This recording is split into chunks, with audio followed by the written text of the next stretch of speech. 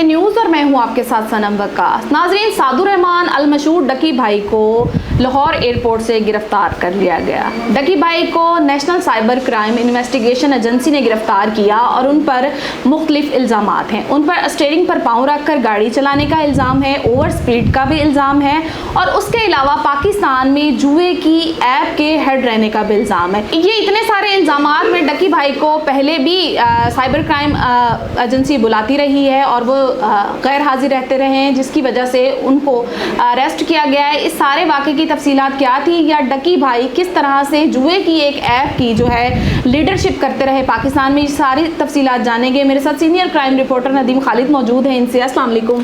जी वालेकुम अस्सलाम। नदीम खालिद साहब, पहले भी हम सुनते रहे हैं कि डकी भाई को पहले भी हिरासत में लिया गया, उनको बहुत बार साइबर एजेंसी बुलाती रही है लेकिन वो गैर हाजिर रहे हैं, जिसकी बिना पर उन्हें अरेस्ट कर लिया गया लाहौर एयरपोर्ट से। तो इसके बारे में क्या तफसीलात हैं आपके पास? देखें, ये जो आपने जिक्र किया है कि ओवर स्पीडिंग का साइबर क्राइम इन्वेस्टिगेशन एजेंसी की वो डोमेन ही नहीं है, तो इस तरह का कोई भी इल्ज़ाम जो है वो उस पर इस वक्त नहीं है।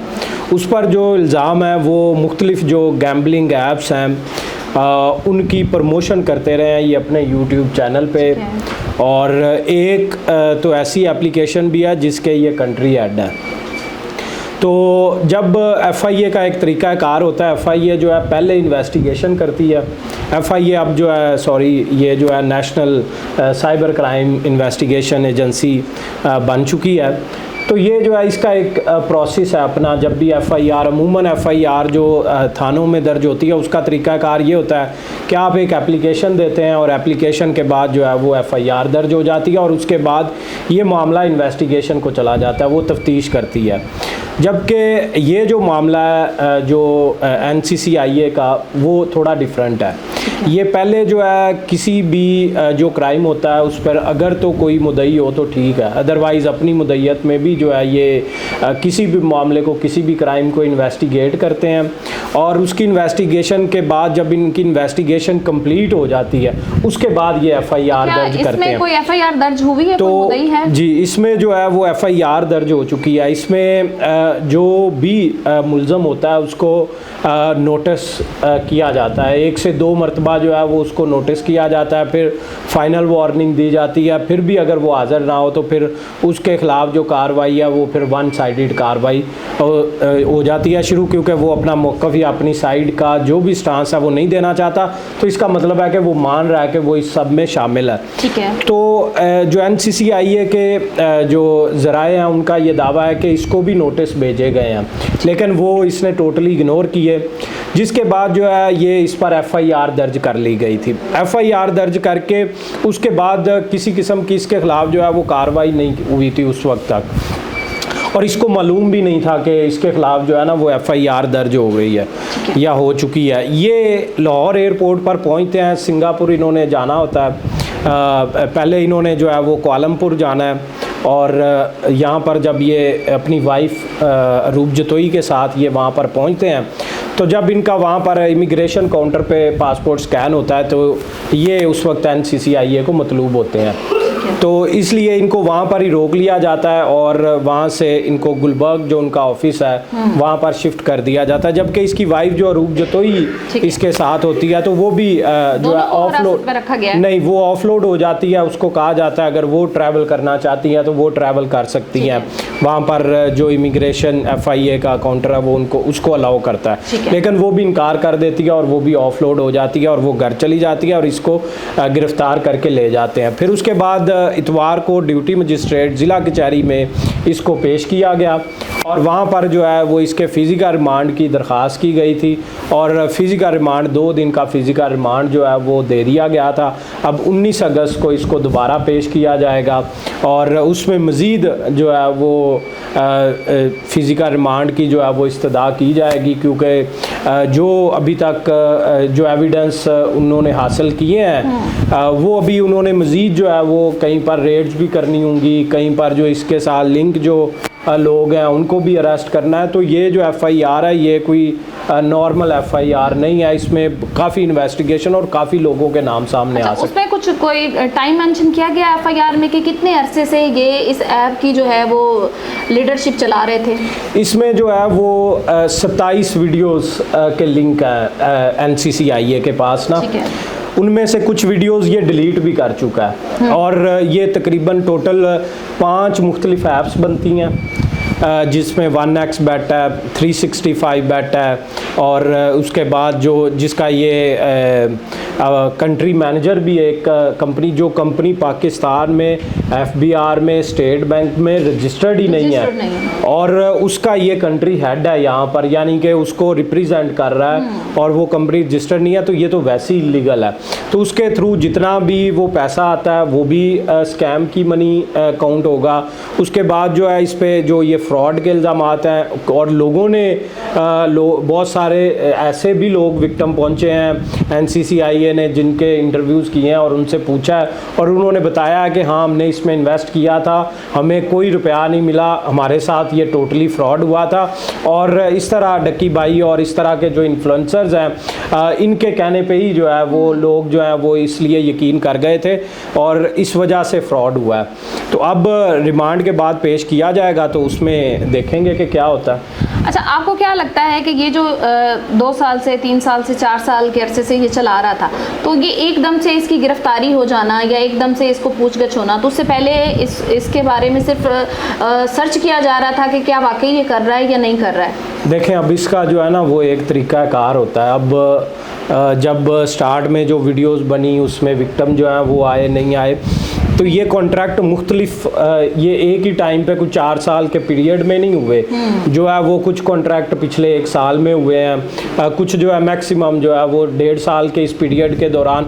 लेकिन जब स्टार्ट में नोटिस इसलिए नहीं किया गया क्योंकि स्टार्ट में क्वांटिटी भी कम थी, 1 वीडियो का इसका कॉन्ट्रैक्ट था, 1 वीडियो की, उसके बाद अगली वीडियो जो है वो महीनों बाद, इस तरह का मामला था। लेकिन ये पिछले कुछ टाइम में जो है वो तवातुर के साथ जब इसका कॉन्ट्रैक्ट हो जाता है उनके साथ एज अ कंट्री मैनेजर, तो इसमें मैं आपको ये मुख्तलिफ इन्फ्लुएंसर जो हैं उनसे भी मेरी बात हुई इस हवाले से। मैंने हमें भी अप्रोच किया गया, हमारे इदारे को भी अप्रोच किया गया इस हवाले से, उनकी ये जो है एड्स चलाने के लिए। हमने तो डिनाई कर दिया था, फर्स्ट टाइम ही डिनाई कर दिया था कि हम ये नहीं करेंगे। लेकिन कुछ इन्फ्लुएंसर जो है, चूँकि हमने डिनाई कर दिया था, हम निगोशिएशन में भी नहीं गए थे, हमने ना कोई ऑफ़र ली और ना कोई ऑफ़र दी, इसलिए हमें इस चीज़ का नॉलेज नहीं था कि ये कितने पैसे देंगे, या क्योंकि हम इस तरह का जो है वो इस चीज़ को वैसे ही डिस्करेज करते हैं और हमारा कंटेंट भी ऐसा है। एक इन्फ्लुएंसर से बात हुई, वो कहता है कि उसको एक वीडियो बनाने के 5 लाख रुपए ऑफ़र हुए और उसे कहा गया अगर आप एक मंथली हमारे साथ कॉन्ट्रैक्ट कर लेते हैं, उसमें जो है वो मुख्तलिफ पैकेज होते हैं, यानी कि आपने उनका अपने इंस्टाग्राम बायो में लिंक देना है, परमानेंट बेसिस पे देना है, अपने फेसबुक पे देना है, उसके बाद अपने यूट्यूब पे देना है, फिर जो है वो मंथली कुछ क्वांटिटी है वीडियोज़ की, वो वीडियोज़ आपने लगानी है, फिर आपने शॉर्ट्स और रील्स भी इस तरह बना के लगानी है। अगर आप ये सारे काम करते हैं, अगर आप फुल प्रमोशन देते हैं, तो फिर जो है वो जो नॉर्मल लेवल के जो समझें कि इन्फ्लुएंसर हैं उनको 5 मिलियन तक ऑफ़र हुआ है। तो ये डक्की जो है इनको तो समझें कि 1-1, 2-2 करोड़ रुपया जो है मंथली इस चीज़ का मिल रहा था और इससे भी प्रमोशन कर, हाँ, एक ऐप से, ये मैं एक ऐप का आपको जिक्र कर रहा हूँ। तो आप अंदाज़ा लगाएं कि इन लोगों ने जो ये दावा करते हैं कि इनकी यूट्यूब से और सोशल मीडिया प्लेटफॉर्म से बहुत ज़्यादा इनकम है, और तो ये जो दावा है वो इतनी इनकम भी नहीं है इनकी। अच्छा, थोड़ा सा बताइएगा कि ये जो ऐप है, जिस तरह से हम ये जुए वाली ऐप की बात करें, तो इसमें इनका क्या तरीक़ेकार होता है, लोगों को किस तरह से ये इन्वॉल्व करते हैं चीज़ों में और फिर आगे गेम्स खेलते हैं या आगे लोग इकट्ठे करना होते हैं, क्या इनका सारा तरीक़ेकार होता है? देखें, ये अब इसमें जो है वो जुआ आपको पता है हमारे मुल्क में वैसे भी बैन है, हर तरह का जुआ जो है वो बैन है, किसी भी, चाहे जो है वो ये लोकल थानों के लेवल पे, ये जो इस जुए की, इस गैम्बलिंग की कैटेगरी को हम जो है वो डिजिटल प्लेटफॉर्म्स पे चूँकि हो रही है, तो इसलिए ये एक डिजिटल गैम्बलिंग की कैटेगरी में आता है। तो इसमें होता ये है कि फॉर एग्जांपल आपको कहा जाता है कि आप मिनिमम जो है वो 500 इन्वेस्ट करें तो आपका ये जो है वो 1500 हो जाएगा, 2000 हो जाएगा, लोग उसमें करते हैं। 2000 किया, 2000 के बाद आपको ऑफ़र आगे मज़ीद मिलती हैं कि आप 2000, 4000 बन जाएगा। इस तरह जो है 10,000 तक जो लोगों ने एक्सपीरियंस किया है कि 10,000 रुपये तक तो उन्होंने वाकई इसमें इन्वेस्ट किया और उनको वापस आए भी।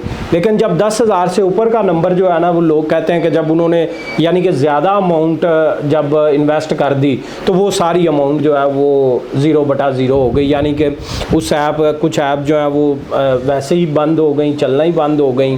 कुछ ने जो है वो अपने लोगों को बैन कर दिया और कुछ ने जो है वो उसको जो तरीक़ाकार है कि ऊपर जा रहा है ग्राफ तो एकदम जो है वो ग्राफ जो है वो नीचे गिर गया, तो आपके पैसे जो है वो ज़ीरो हो गए, डूब गए आप।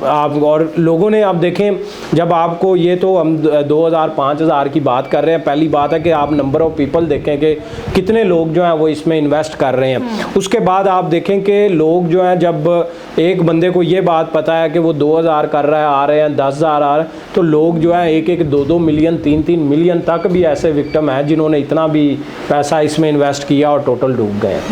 अच्छा, जिस तरह से हम बात करते हैं कि कोई इन्फ्लुएंसर है, कोई व्लॉगर है, तो जितने 6-7 मिलियन लोगों ने आपको फॉलो किया हुआ है, आपको सब्सक्राइब किया हुआ है, आपको देखते हैं, तो वो तो आपको अप्रिशिएट करते हैं, आपको रोल मॉडल मानते हैं। तो एक बंदे को 7-8 मिलियन लोग देख रहे हैं और 7-8 मिलियन लोगों के लिए वो ऐसी चीज़ें कर रहा है जो कि गलत है, बैन तो हैं लेकिन हमारे मज़हब में भी हराम है। तो आप क्या समझते हैं कि ऐसे लोगों के लिए आगे हुकूमत को क्या अमल करना चाहिए? देखिए, मेरी बात सुने, ये कुछ अरसे से ये मुसलसल ये चीज़ें जो है ख़ास तौर पे पेरेंट्स के लिए जो है बड़ी परेशानी का बायस बन रही हैं कि उनके बच्चे जो है मोबाइल पे, और कम उम्र बच्चे, अभी अंडर 18 जो हैं वो बच्चे इनको देख के इनसे इम्प्रेस हो रहे हैं, चंद एक व्लॉगर्स जो हैं, हाँ, और इनसे इम्प्रेस हो रहे हैं और ये ऐसी हरकतें कर रहे हैं, वो इनको घरों में भी कॉपी करते हैं, वो उसी तरह के एक्शंस परफॉर्म करते हैं।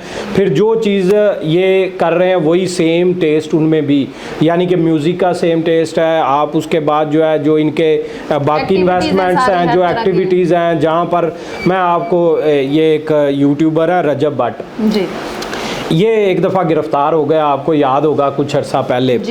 तो मैं ना अदालत पहुंचा और अदालत के कमरे के बाहर ना मैंने देखा कि अंडर 18 को कम से कम वहाँ 30-40 लड़के खड़े हुए हैं। तो मैंने कहा शायद इनकी फैमिली के कोई लड़के वगैरह बच्चे हों ये वो। तो मैंने उनसे पूछ लिया, मैंने कहा कि आप रजब के क्या लगते हैं, कोई रिश्तेदार हैं, कोई खाला का बेटा, चाचा, कोई कज़न वगैरह क्या है?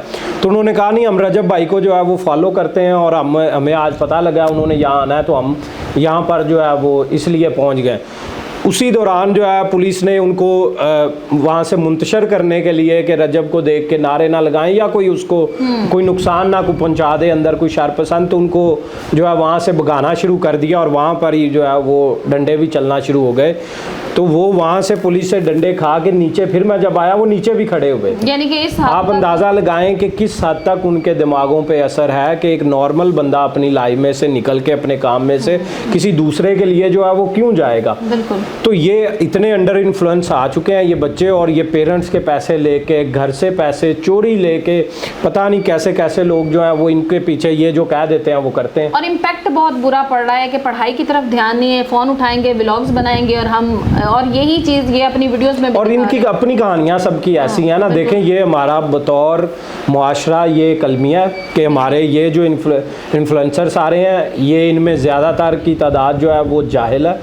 सॉरी टू से कहना नहीं चाहिए लेकिन ये जाहिल है, ये पढ़े लिखे हुए ज़्यादा लोग नहीं हैं, ये प्रोफेशनल्स नहीं हैं। अब जो प्रोफेशनल है ठीक है, उसने अपनी लाइफ में एक मकाम हासिल किया, एक स्ट्रगल की है, इन्होंने भी स्ट्रगल किया, ठीक है, लेकिन इनकी स्ट्रगल जो है वो आप देखें कि उस स्ट्रगल के बाद जो रिजल्ट आ रहा है, अगर वो रिजल्ट ठीक होगा तो मुझे तो कोई मसला नहीं है, मुझे तो किसी से कोई, एक बंदा एंटरटेनमेंट दे रहा है, एंटरटेनमेंट अच्छी चीज़ है, दे भाई, लेकिन अगर वो इस एंटरटेनमेंट के नाम पे बेहयाई दे रहा है, वो मजहबी मुनाफरत फैला रहा है, वो घटिया से घटिया ट्रेंड बनाने की कोशिश कर रहा है, वो उन लोगों को आइडियलाइज कर रहा है जो बदमाश हैं, जो गुंडे हैं, जो वेपन सिस्टम है, जो डाला सिस्टम है, जो लोगों, आप देखें नफ्सियात के जो माहिर हैं वो दुनिया में तो चलें बड़ी रिसर्च होती है, हमारे यहाँ तो यहाँ रिसर्च नहीं होती, कि सोशल मीडिया का जो है वो एक बंदे की ज़िंदगी पे इतना ज़्यादा इम्पैक्ट है कि आज हमारी मेजॉरिटी जो है वो यूथ की जो है वो डिप्रेशन में है। वो जो है वो उनको पता नहीं है कि वो सारा दिन उनके दिमाग में एक जो है वो ऐसी चीज़ है जो हर वक्त कंपैरिजन करती है, जब भी कोई चीज़ को देखती है तो वो कंपैरिजन ऑटोमेटिकली होता है, खुद से होता है। तो जो बंदा सोशल मीडिया पे देख रहा है कि इस बंदे ने ये कपड़े पहने हैं, ये जूते पहने हैं, अगर वो अफोर्ड नहीं कर सकता तो उसके दिमाग पे क्या उसका नेगेटिव असर पड़ेगा। कुछ ना कुछ करना है जिससे तो ये हाँ देखना। और मैं आपको एक बात बताऊं, एक दफ़ा एक समनाबाद में एक डाकू कम उम्र तरीन डाकू का मुझे ना इंटरव्यू करने का इत्तेफाक हुआ। उस बच्चे की उम्र जो है वो 16-17 साल थी और बड़ा मशहूर डाकू, उसने समनाबाद के इलाके में जो है वो बड़ी धूम मचाई हुई थी। फार्मेसीज को लूट रहा था, जो है बैंक आता था, जो यानी और पूरी ऐसी जगह लूटता था जहाँ पे पब्लिक मौजूद होती थी। उस वक्त हमारे एक दोस्त आज दुनिया में नहीं है, वो इंचार्ज इन्वेस्टिगेशन होते थे, शाहिद साहब इंचार्ज इन्वेस्टिगेशन समनाबाद, बाद में अपने भाई के साथ तनाज़ा हुआ और फायरिंग के नतीजे में जो है जाँ बहक हो गए थे। अल्लाह उनके जो है दर्जात बुलंद करे। तो उन्होंने मुझे बुलाया और उन्होंने कहा कि ये देखें आप इस डाकू की मेंटालिटी और इसका ज़हन देखें आप आके। मैं जब उससे मिला मैंने सवाल पूछा कि ये तुम चोरियां डकैतियां क्यों करते हो, ये ऑन रिकॉर्ड इंटरव्यू पड़ा हुआ है, ये आज भी मौजूद है। तो वो बताता है कि उसको सिर्फ अच्छे कपड़े पहनने का शौक़ है, 16 साल की उम्र, और अच्छे कपड़े भी उसके। हाँ, अच्छे कपड़ों की तारीफ क्या है कि करीब मार्केट पे 400 वाली शर्ट ख़रीदने के लिए वो कम उम्र तरीन बच्चा जो है वो अपना 4 से 5 लोगों का गैंग भी बना चुका था। वो हवालात में से भी एक दफ़ा फ़रार हो चुका था। आप अंदाज़ा लगाएं कि करीब, और ये माइंड जो ये देखना कि ये उसको अपनी पसंद के लिए किसी भी हद तक चले जाना, तो ये तो सारा दिन चीज़ें ही दिखा रहे हैं और क्या दिखा रहे हैं। बिल्कुल ऐसे ही। नाज़रीन, कुछ भी हासिल करने के लिए मेहनत का करना बहुत ज़रूरी होता है, क्योंकि जो तरक्की मेहनत से हासिल की जाती है वो देर पा होती है। हमारे पास इस वक्त बहुत सारे व्लॉगर हैं, बहुत सारे यूट्यूबर्स हैं जिनके पास कोई कहानियाँ नहीं है, लेकिन हम लोग फिर भी उनके व्लॉग्स देखते हैं और वो व्लॉग्स देखकर हम कुछ सीखने की बजाय डिप्रेशन में और नेगेटिविटी में ज़्यादा जा रहे हैं। तो कोशिश करें कि अपने बच्चों को ऐसे इन्फ्लुएंसर से, ऐसे व्लॉगर से दूर रखें जो कि उनकी आने वाली ज़िंदगी में उनके लिए बहुत बड़ा मसला बनेंगे।